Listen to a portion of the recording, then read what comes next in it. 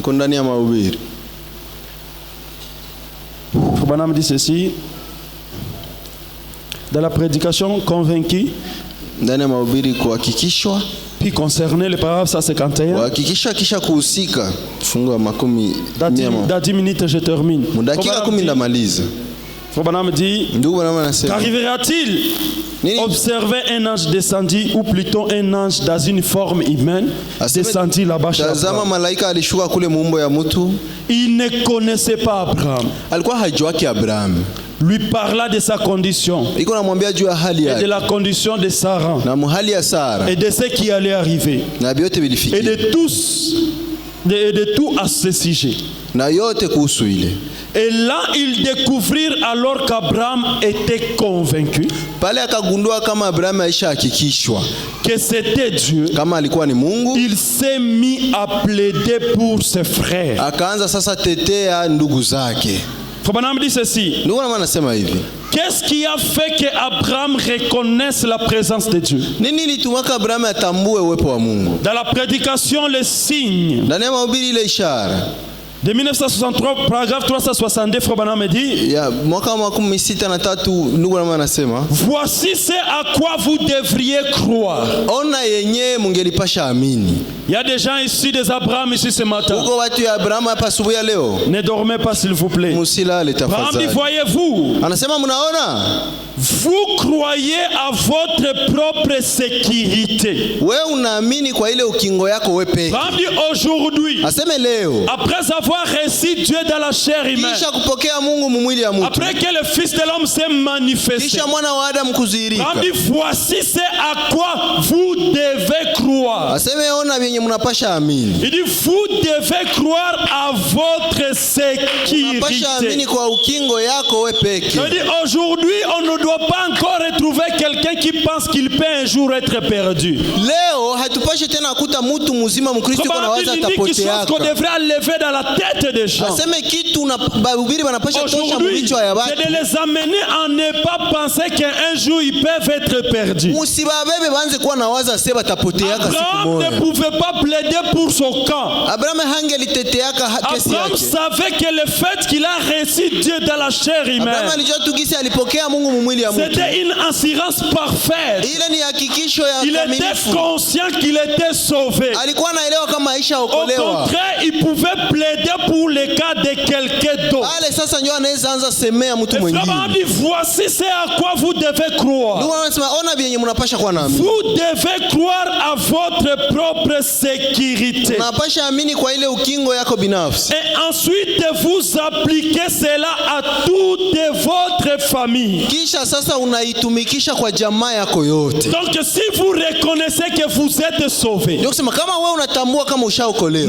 restez pas seulement avec ce salut, avec toi seulement. Fais aussi comme Abraham. Ne restez pas seulement sauvé seul, mais que ton salut, que tu l'appliques aussi pour ta famille. Frère Branham dit, vous dites, comment puis-je faire cela? Branham dit, réclamez-les. Si cela a marché pour vous, il agira pour l'un comme pour l'autre. Alors appliquez cela à vos enfants. Appliquez cela à vos bien-aimés. C'est ce que Rahab a fait. Frère Branham dit, car Rahab a reçu les 2 espions chez lui. Rahab a reçu la rédemption chez lui. Quand Rahab a reçu le salut dans son âme, et n'a pas dit, voilà, je vais aller au ciel seul. Frère Branham dit que Rahab a appliqué son salut pour toute sa famille. Et dans la prédication, je serai avec toi comme j'ai été avec Moïse. Le paragraphe 100 et 7. Rahab est le type du vrai croyant. Le vrai croyant ne sera pas sauvé seul. Le vrai croyant ne va pas rester avec son salut seul. Tu restes dans une parcelle où il y a 3 familles. Tu restes dans une famille où il y a 7 familles. Mais aucune de toutes ces 7 familles ne connaît que tu es chrétien. Aucune de ces familles ne connaît qu'un prophète a visité la terre ici au temps de la fin. Frère Branham me dit que Rahab réclame sa famille. Je ne peux pas être sauvé et mon oncle être perdu. Comme si j'ai la sécurité dans mon âme. Si j'ai le salut dans mon âme, si ça marchait avec moi, cela marchera aussi avec l'un comme avec l'autre. Le Dieu qui était capable de te sauver aujourd'hui, le Dieu qui était capable de te sauver dans le message ici aujourd'hui, il peut aussi le faire pour ta maman. Il peut aussi le faire pour ton papa. Comme Rahab, comme Abraham. Plaidons pour les membres de nos familles. Le fils de l'homme, qu'est-ce qu'il était chez Abraham? Fabana me dit, il était la guérison divine et en même temps il était l'ange du Seigneur. Voilà pourquoi on a refusé de prêcher le fils de l'homme seulement comme l'ange du Seigneur. Dans la prédication, le discernement de l'esprit.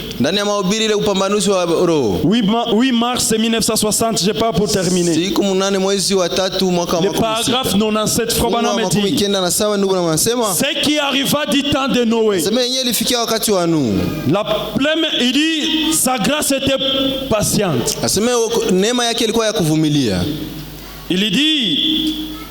Il dit ceci, un chevauchement fait se rencontrer un nuage l'autre fois et un nuage d'aujourd'hui.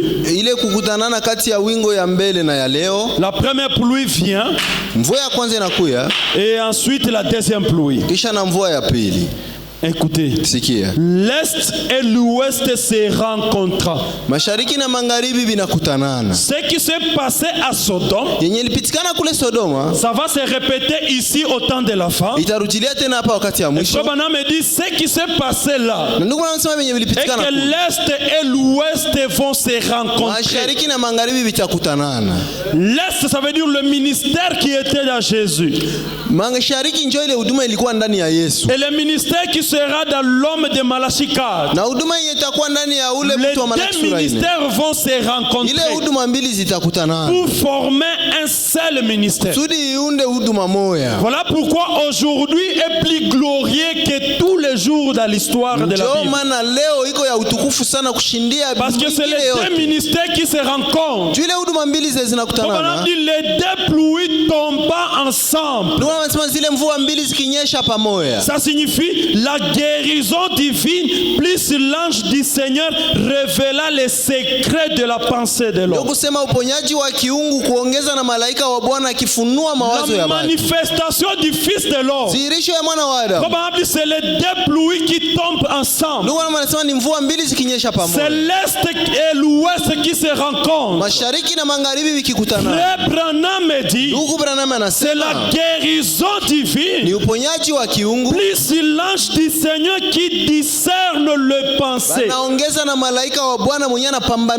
Fils de l'homme, il ne discerne pas seulement les pensées. Mais le Fils de l'homme, il vient aussi avec la guérison divine. Elohim n'a pas discerné seulement la pensée de Sarah. Mais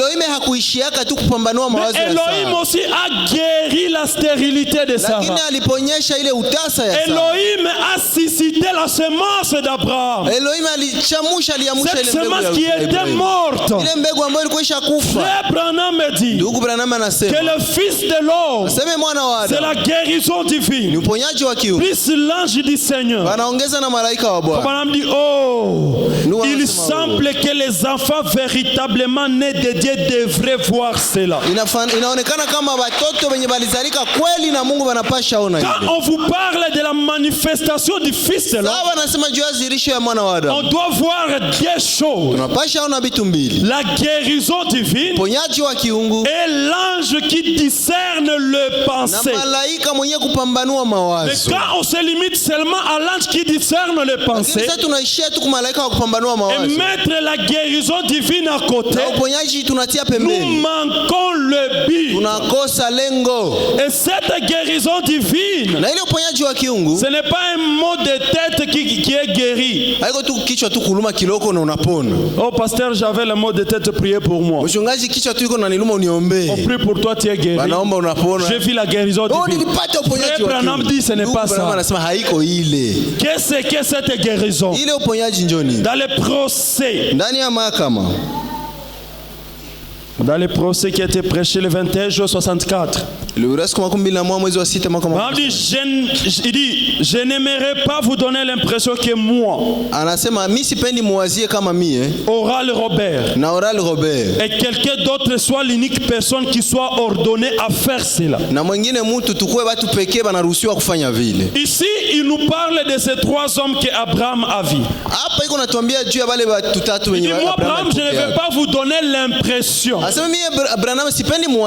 que ce sont seulement ces trois hommes qui vont manifester la guérison divine.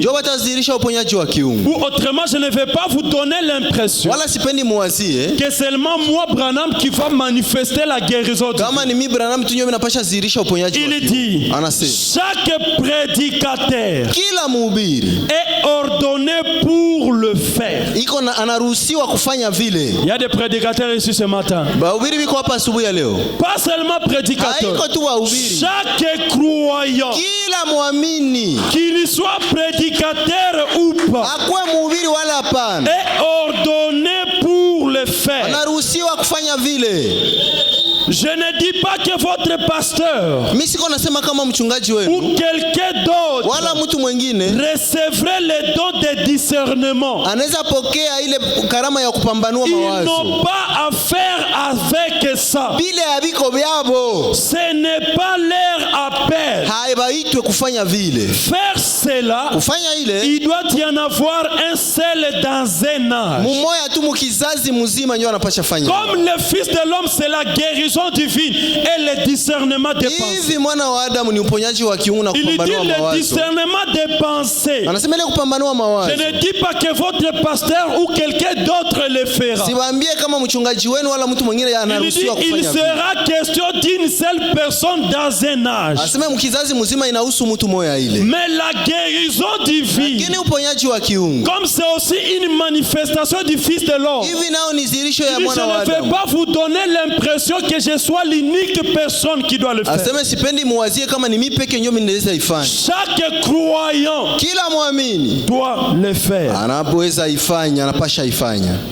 Dans la nourriture spirituelle au temps convenable. 136, Frère Branham me dit,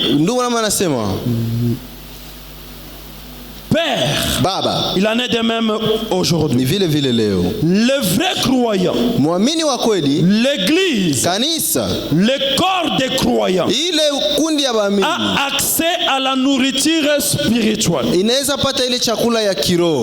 qu'il y a des vrais croyants ici ce matin? Frère Branham me dit, je crois que le vrai croyant, le vrai, a accès à la nourriture spirituelle dont les croyants de nom ne connaissent rien. Les croyants de nom, Frère Branham l'appelle les soi-disant croyants. Cette nourriture spirituelle, Frère Branham, il appelle ça la guérison de notre corps. Il dit ici les soi-disant croyants, les lotistes, et ils n'ont pas accès à cette nourriture. Yeye haezi pata hii chakula. Mais la nourriture est pour les vrais croyants. Lakini chakula ni kuhusu waamini wa kweli. Il dit, nous avons accès à la guérison de nos corps lorsque les médecins ont échoué. Tungali tunaweza pata uponyaji wa mili yetu wakati munganga alishashindwa. La guérison divine. Uponyaji wa kiungu. C'est cette maladie dont le médecin est incapable de traiter. Ni ile magonjwa yenye hakuna munganga anaweza ponesha. Tu vas à l'hôpital, le médecin dit je ne peux plus. Unaenda kwa hospitali munganga anakuambia mimi inanishinda. Quand le médecin déclare sa défaite, aseme saa munganga anatia ole me. Ça devient notre nourriture. Aseme ile ndio inakuwa chakula yetu. Nous avons accès à cette nourriture. Aseme tunapasha pata ile. Quand le médecin déclare échoué, saa munganga anatangaza aisha shindwa. Il dit ça, cela est notre nourriture. Aseme ile ndio chakula yetu. C'est l'une des nourritures de Dieu qu'il a donné à son église. Ni moya ya chakula za Mungu alipatia kanisa lake. Et qu'il avait promise pour les derniers jours. Ndio yenye aliahidia kwa wakati ya mwisho. À ses enfants qui croient. Watoto yake wenye kuamini. Bwana dit, aide-nous à être des enfants croyants. Ndio anasema Mungu tusaidie tukue watoto wenye kuamini. Cette situation dont la médecine ne peut plus faire. Ile hali yenye banganga basi tena waweza fanya kitu. Cette situation dont le monde n'a plus de solution. Ile shida yenye dunia haiwezi tena pata jibu. La maladie n'est pas seulement la maladie physique. Magonjwa haiko tu ile ya kuluma mwili. Le chômage c'est aussi une maladie. Kosa kazi ni magonjwa nayo. Tu n'as pas étudié, tu n'as pas un diplôme. Haukusomaka hauna cheti. Dans ce monde tu ne vas pas trouver le travail. Hii dunia huwezi pata kazi hivi. Quand le monde dit que tu ne peux plus trouver. Saa dunia inasema wewe hutapata kazi. Quand le monde dit tu es incompétent. Saa dunia inasema huwezi weza kazi. Ça c'est notre nourriture. Mungu anasema hii ni chakula yetu. Dieu il peut faire quelque chose. Mungu anaweza fanya kitu fulani. Aussi longtemps nous avons encore confiance en nous. Wakati yote tungali namtegemea yeye. Aussi longtemps nous avons confiance en nos diplômes. Wakati yote tungali natumainia madiplome yetu. Comme j'ai fait l'économie. Nilisomaka uchumi. Comme j'ai fait l'informatique. Nilisomaka informatique. Comme je suis licencié. Hivi niko na cheti yangu. Je vais trouver le travail. Napata tu kazi. Là probablement Dieu ne va pas agir. Ndio anasema Mungu hatatenda pale. Mais quand il te déclare encore faible. Lakini sasa unatangaza mudhaifu. Quand il te dit ça Dieu je ne peux plus. Hii Mungu siwezi weza. Là où sera question seulement de l'aide de Dieu. Pale ndio sasa msaada ya Mungu itakuwa. Branham me dit. Ndugu Branham anasema. Là où les médecins ont échoué. Waganga baisha shindwa. Là où les gens de ce monde ne peuvent plus t'empocher. Kwenye watu ya dunia hawezi tena kukaribia. Frère, c'est possible que tu n'as pas un diplôme et que tu travailles dans une ONG. Inaweza wezekana hauna cheti na unatumika ONG. C'est possible que tu n'aies pas un diplôme et que tu deviens PDG d'une entreprise. Inaweza wezekana hauna diplôme na uko PDG. C'est là ce que nous croyons. Le Fils de l'homme se manifeste pour nous donner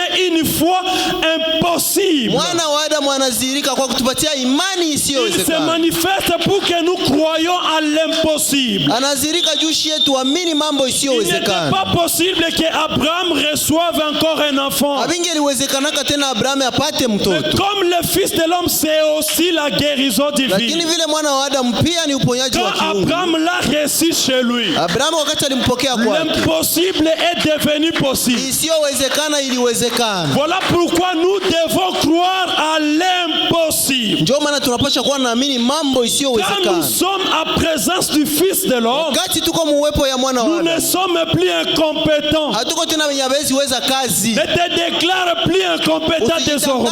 Tena mwenye hawezi weza kazi yoyote. Même si tu n'as pas le diplôme. Hata kama ukubisomeaka. Si tu vois l'offre de l'UNICEF. Kama unaona UNICEF biko natafuta mtu wa kazi. Tuma CV. Nous avons le Dieu vivant. Tuko na Mungu aliye hai. Qui rend l'impossible possible. Anafanyaka isiyowezekana iwezekane. Abraham qui était dans l'impossibilité. Abraham mwenye alikuwa muisiyowezekana. La présence de Elohim. Uwepo wa Elohim a rendu l'impossibilité possible. Ilifanya isiyowezekana iwezekane. Toute condition qui était impossible. Ile hali yote yenye haiwezekani kwako. Cette situation que tu trouves difficile. Ile hali yote unakuta ni ya nguvu. Aujourd'hui. Leo hii. Comme nous avons la manifestation du Fils de l'homme. Hivi tuko na ile zirisho ya mwana wa Adamu. Dans la guérison divine. Ndani ya uponyaji wa kiungu. Branham dit il ne sera pas question de lui seul. Ndio anasema habimuhusu yeye peke. Il dit tout croyant. Anasema kila muamini. Prédicateur ou pas, il doit manifester le Fils de l'homme.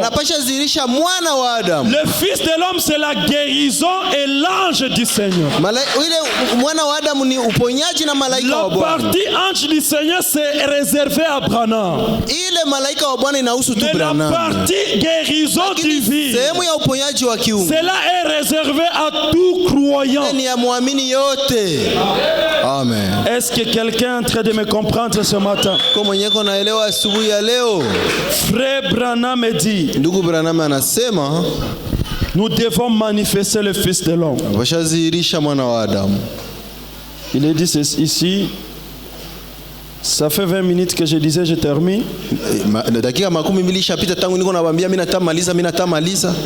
Alors je ne veux plus dire encore je termine. Mais je termine bientôt. Frère Branham dit ceci. Frère Branham dit ceci. Je suis dans la prédication Dieu dévoilé. Le paragraphe 301. Dans le dernier jour, le Fils de l'homme sera révélé. Combien croyez cela? Probablement dit, vous voyez Malachie 4. Nous sommes ensemble. Voici, je vous avais lu le prophète. Il ramènera les gens à la parole originelle. Voyez de quelle façon Probablement dit oh là là. Il est mort pour se révéler en nous. Maintenant, mourons en nous-mêmes pour les révéler aux autres. Malachie 4 n'est pas l'unique personne qui révèle le Fils de l'homme. Mais nous avons vu que l'aspect que Malachie 4 révèle le Fils de l'homme, c'est dans l'aspect discernement. Mais comme le Fils de l'homme c'est la guérison et l'ange du Seigneur, c'est la guérison et le discernement. Branham nous dit, si Jésus est mort, il dit maintenant mourons à nous-mêmes pour les révéler aux autres. Ça veut dire la façon dont nous allons mourir à nous. Nous allons nous mourir comment? Branham dit mourons aux traditions. Virgule et tout. Pour les révéler à l'autre. Ça veut dire la façon dont nous allons nous comporter. Et que cela ne doit pas venir d'une tradition. Toutes les traditions nous mettons de côté. C'est de cette façon que nous révélons le Fils de l'homme à l'autre. Mais Jésus qui est venu au temps de la fin, pour le monde, ça doit être toi et moi. Comme on a dit, nous devons être le Jésus pour le monde. Le monde doit voir la vie de Jésus à travers nos vies. Comme on a dit, mourons pour les révéler. Mourons aux traditions. Mourons aux dénominations. Pour les révéler aux autres. Je lis la dernière citation. Pendant que nous serons dans l'esprit de méditation, nous allons lire Frère Branham. Frère Branham dit ceci. Je suis dans la prédication, j'ai attendu, mais maintenant je vois. Qui a été prêché le 27 novembre 65. Page 181. J'aimerais vraiment que vous soyez dans l'esprit de méditation. Frère Branham dit, Et lorsque vous voyez les véritables et authentiques confirmations des Écritures dans ces messages des derniers jours, Branham dit, lorsque vous voyez le véritable et authentique confirmation des Écritures, dans ce temps nous avons vu l'authentique confirmation de Luc 17:30. Le Fils de l'homme s'est révélé au temps de la fin. Et quand nous voyons la véritable et authentique confirmation, et que vous y voyez la présence de Jésus-Christ, après avoir attendu ce qu'il avait fait déjà dans sa vie, et que juste avant que le monde dans sa condition sodomite soit brûlé par la colère de Dieu, vous voyez Jésus retourner parmi son peuple, manifesté dans une chair humaine, et faisant les mêmes choses qu'il fit alors. Quand nous voyons cela, Frère Branham dit, cela devrait envoyer nos âmes dans la gloire. Quand nous voyons Jésus retourner dans cet âge, faisant les mêmes choses qu'il fit chez Abraham, tournant le dos comme il a fait chez Abraham, discernant les pensées de Sarah comme il a fait chez Abraham. Quand nous voyons cela, cela devrait envoyer nos âmes dans la gloire. Cela devrait nous faire quelque chose. Faut poser la question. Pourquoi? Parce que c'est ce qui est en train d'arriver. Dans l'autre traduction, on nous dit cela devrait catapulter nos âmes dans la gloire. Catapulter se définit comme jeter brusquement dans les airs. Quand nous voyons Luc 17:30 s'accomplir dans cet âge, ça envoie nos âmes dans la gloire. Ça catapulte nos âmes dans la gloire. Ça veut dire que personne ne peut encore être perdu. Quand nos âmes sont dans la gloire, nous sommes sauvés pour toute l'éternité. La promesse suprême nous sauve de ce monde de péché. Que le Seigneur vous bénisse.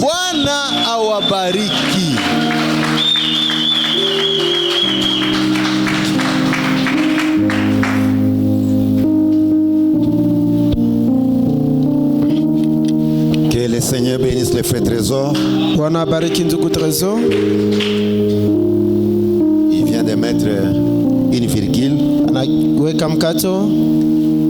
Il est à la maison, il continuera même prochainement. Que Dieu les bénisse. Nous avons été bénis pendant ces séries d'enseignements. Le principe, il est simple. Quand un prédicateur prêche quelque chose, vous sentez que vous ne comprenez pas, ne jetez pas tout. Mettez seulement l'os à côté et le reste vous mangez parce que c'est la nourriture. Alléluia. Amen. Le Fils de l'homme, quand vous le recevez, votre âme est propulsée dans la gloire. Le problème avec le Fils de l'homme, c'était une grande question au temps de Jésus. Jésus-Christ lui-même se demandait. Yesu Kristo mwenyewe alikuwa anajiuliza. La parole de Dieu pose la question. Neno la Mungu linauliza swali. Quand le Fils de l'homme viendra, wakati mwana wa Adamu atakuja, trouvera-t-il la foi sur la terre? Je atakuta imani kwenye dunia? Le Fils de l'homme est révélé au temps sombre. Mwana wa Adamu anafunuliwa wakati wa giza. Là, quand les gens ont abandonné la foi, wakati watu wameacha imani, quand il y a la froideur partout, wakati uko baridi fasi yote, quand il y a la mort spirituelle partout, kuna kwa kifo ya kiroho, alors le Fils de l'homme se manifeste. Sasa pale mwana wa Adamu anazirika. Alors le Fils de l'homme se révèle. Sasa mwana wa Adamu anafunuliwa. Combattez pour garder la foi. Pigana kwa ajili ya kuchunga imani. Comme ça, quand le Fils de l'homme se révèle, wakati mwana wa Adamu anafunuliwa, et que vous avez la foi dans la parole de Dieu, ça vous change. Alléluia. Amen. Et le prophète dit qu'à ce temps de la fin, il y a les âmes qui étaient enchaînées, enfermées. Il fallait le ministère du Fils de l'homme pour appeler ces âmes-là. C'est un ministère qui a le poids. Ouvre la porte par la force et retirer les semences qui sont condamnées. Et ces semences, c'est toi et moi. Oh, alléluia. Amen. Vraiment, il fallait que le Fils de l'homme vienne. Il a une grande mission, un grand travail. Même le mariage de l'agneau, l'union invisible entre l'époux et l'épouse, c'est le Fils de l'homme qui officie le mariage. C'est lui qui vient unir le corps à la tête. C'est ce ministère-là. Et beaucoup de gens n'acceptent pas ça, ne comprennent pas, n'ont pas la capacité de croire. Vous croyez au Fils de l'homme? Croyez-le. Croyez la manifestation du Fils de l'homme dans tous ses aspects. Si vous acceptez que le Fils de l'homme entre dans votre maison, la mort quitte. La maladie quitte. Le chômage quitte. L'enfant vient. Même si ton sein était déjà sec, quand le Fils de l'homme entre dans ta maison, même si tu n'enfantais pas, tu vas enfanter. Même s'il n'y avait pas de prospérité, si tu crois au Fils de l'homme, alléluia, tu seras béni. Vous savez, que Dieu bénisse beaucoup le docteur Trésor. Cette prédication du Fils de l'homme, chez les dénominationnels, tu n'entendras jamais ça.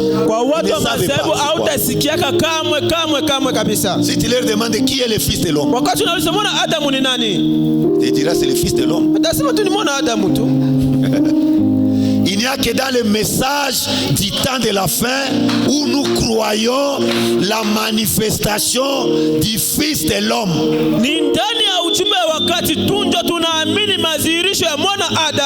Le Fils de l'homme, je pense que le frère Trésor en a parlé. C'est Dieu prophète. Dieu prophète.